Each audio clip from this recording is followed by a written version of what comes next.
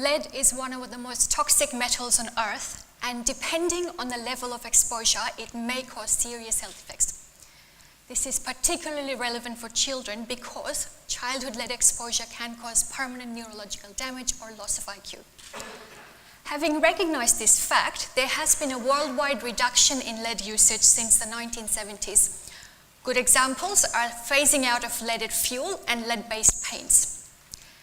Yet, recent statistics show that childhood lead exposure is still an ongoing global issue. Closer to home, country towns like Broken Hill have become a household name because of the alarmingly high level of lead in the soil. If you happen to live in Broken Hill, you can be exposed to lead either by inhalation or incidental ingestion. By incidental ingestion, what I mean is, if you remember the last time you did a bit of gardening, really small dust particles tend to stick to your fingers and may be potentially accidentally swallowed, which is actually very important for children because if you can imagine a child in a sand pit, you can quickly imagine a lot of the sand will end up in or around his mouth.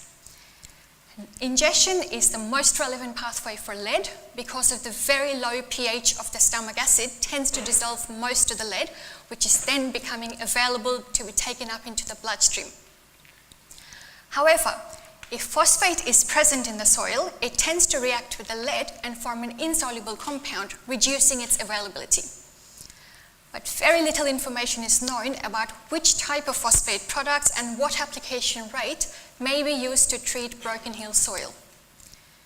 In my research, I have added 5 different phosphate compounds and 2 different metal oxide to Broken Hill soil, incubated for 2 weeks, washed off the excess phosphate with rainwater, and then investigated what percentage of lead dissolves in simulated gastric and intestinal solutions.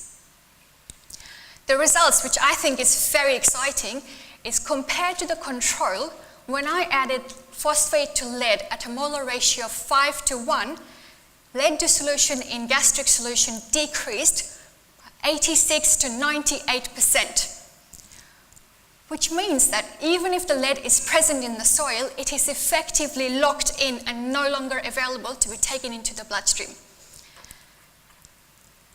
Lead costs Australia an average of $900 million in reduced healthcare costs as well as loss of economic activity. Can you imagine Australia in the future where lead that can be accessed by children is locked in permanently? Thank you.